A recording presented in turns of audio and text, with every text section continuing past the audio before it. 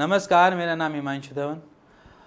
आज आपको ऐसे पेशेंट की थोड़ी बहुत हिस्ट्री बताने जा रहा हूँ जिसने 5 महीने ट्रीटमेंट लिया, आयुर्वेद ट्रीटमेंट लिया, डॉक्टर हेल्थ से ट्रीटमेंट लिया और आज उनकी रिकवरी जो है ऐसा रिकवरी है कि आज की डेट में उनको वेरिकोसिल दिखता ही नहीं है उनकी रिपोर्ट्स में, और एज एन उनको सिम्टम्स भी ज़ीरो हैं।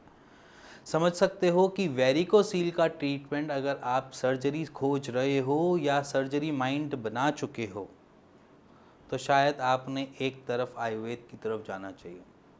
आयुर्वेद इसलिए नेसेसरी है क्योंकि ये आपको ये नहीं कहता कि ये रिकरिंग है। आयुर्वेद कहता है कि एक बार हील होने दो बॉडी को और बॉडी ही उसको हील कर देगी, उसके बाद आपको दोबारा वेरिकोसील नहीं होगा। उसमें आप अगर फिज़िकल एक्टिविटी बाद में करना स्टार्ट करो तो कर सकते हो। मान लीजिए अगर आप एक बार हील हो चुके हो वेरिकोसील से, आयुर्वेद ट्रीटमेंट से, उसके बाद अगर आप चाहते हो कि मैं आज भागूं, आज मैं दौड़ूं, आज मैं क्रिकेट खेलना चाहूं, तो आप ये सारी एक्टिविटी बाद में परफॉर्म कर सकते हो after healing your varicocele. Heal आसान है वो, क्योंकि आपकी बॉडी कर रही है। आयुर्वेद मेडिसिन सिर्फ और सिर्फ उसमें पोटेंशियल डाल रही है जिससे कि वह मदद से आपकी बॉडी उसको हील कर पाए। बट यहाँ पर क्या होता है, बेसिकली आप 4 डॉक्टर के पास जाते हो और 4 डॉक्टर आपको सर्जरी रिकमेंड कर देता है, वहाँ पर आप माइंड बनाना स्टार्ट कर देते हो कि अब तो ये सर्जरी ही ऑप्शन है। मैं ऐसी बात नहीं कर रहा कि ये सिर्फ कॉम्प्लिकेशन सिर्फ हमारे ही उसमें है, बट अगर आप किसी एक बीएमएस डॉक्टर के पास भी चले जाए तो वो भी आपको कोई ना कोई आपको रिकमेंड कर देगा इसकी तो सिर्फ एक वेरिकोसील आपको सिर्फ सर्जरी ही ठीक कर सकती है, इसके अलावा और कोई रास्ता नहीं है। बट मेरे हिसाब से आप गलत प्रोसेस में चल रहे हो, या आपका माइंड मेकअप किया जा रहा है, या आपको बार बार ये कहा जा रहा है कि आप सिर्फ सर्जरी कराओ क्योंकि सर्जरी ही ऑप्शन है।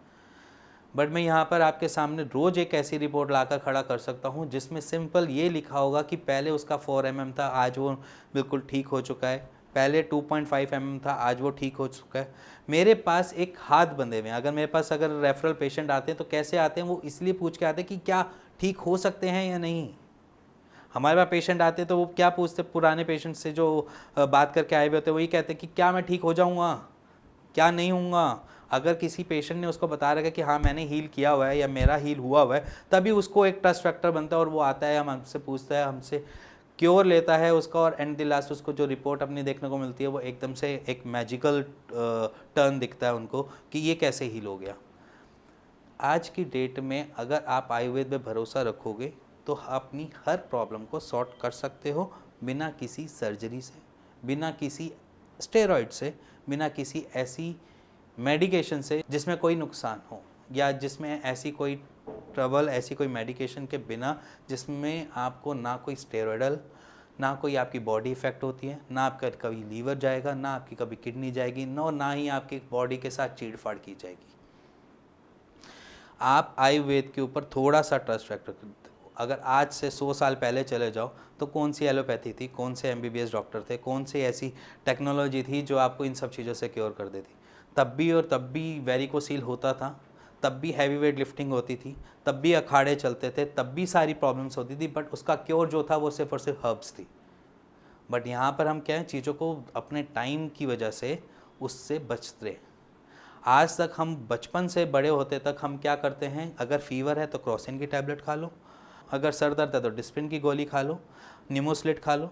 बस हमको आसपास जितने भी केमिस्ट शॉप्स हैं कुछ वो रिकमेंड कर देते हैं, कुछ हम जिन डॉक्टर के पास जाते हैं वो हमको रिकमेंड कर देते हैं। अच्छा, उनके पास जाते हो, अगर वो आपको कहता है कि दर्द हो रहा है तो दर्द हो रहा है तो आपको दर्द की गोली लिख देता है। कभी आपने अपने प्रिस्क्रिप्शन को खोल के जांच किया है कि आपकी जो बीमारी है उसके ऊपर उन्होंने काम किया या नहीं किया? वो आपको बेसिकली सिम्टोमेटिक ट्रीटमेंट देते हैं। मैं यहाँ पर गलत नहीं कहता उनकी पैथी को या उनकी मेडिकल साइंस को, मैं बस सिंपली उनको ये कहता हूँ कि जो आप बीमारी की दवाइयाँ दे रहे हो वो एक्चुअल बीमारी पे काम करती हैं या नहीं करती हैं। बट आयुर्वेद क्या कहता है कि हम यहाँ पर उस तरीके से नहीं करते जैसे सिम्टोमेटिक ट्रीटमेंट किया जाता है। हम यहाँ पर ऑलमोस्ट सब चीज़ों को कवर करने की कोशिश करते हैं। अगर मैं वेरिकोसील का ट्रीटमेंट करता हूँ तो उसमें आपकी कब्ज़ को भी ठीक करने की कोशिश करता हूँ, उसमें एट्रोफी कभी ना हो उसकी भी उस पर भी ध्यान देता हूँ। कभी आपके टेस्टिकल एट्रोफी ना हो, उस पर भी ध्यान दिया जाता है। सरप्लस कभी आपके वेन्स में कोई रुकावट ना है, उस पर भी ध्यान दिया जाता है। हर एक उस छोटे मूवमेंट के ऊपर ध्यान दिया जाता है जिससे आपको वेरिकोसिल ट्रबल कर सकता है बाद में। यहाँ पर सिंपली आयुर्वेद वहाँ पर हेल्प करता है, आपके लीवर से स्टार्ट होता है, सॉरी लीवर से भी नहीं बोलूँगा मैं, आपके माउथ से स्टार्ट होता है और आपके नीचे तक जितना भी प्रोसेस होता है, डाइजेशन, लीवर की फंक्शनिंग, आपके इंटेस्टाइन की फंक्शनिंग, सबको ही ठीक करने की कोशिश की जाती है आयुर्वेद से, जिससे उसका इम्पैक्ट आपकी वेरिकोज वेन और वेरिकोसील पे भी पड़ता है। वो अपने आप ही उसको हीलिंग स्टेज पे ले जाता है। और अगर आपको ये वीडियो समझ आई हो, पेशेंट क्योर होता हुआ सामने नज़र आया हो, ये जो मैं आपके पास रिपोर्ट शेयर कर रहा हूँ ये चीज़ समझ आई हो, तो आपको शायद अपनी ट्रीटमेंट को टूवर्ड्स आयुर्वेद ले जाना चाहिए।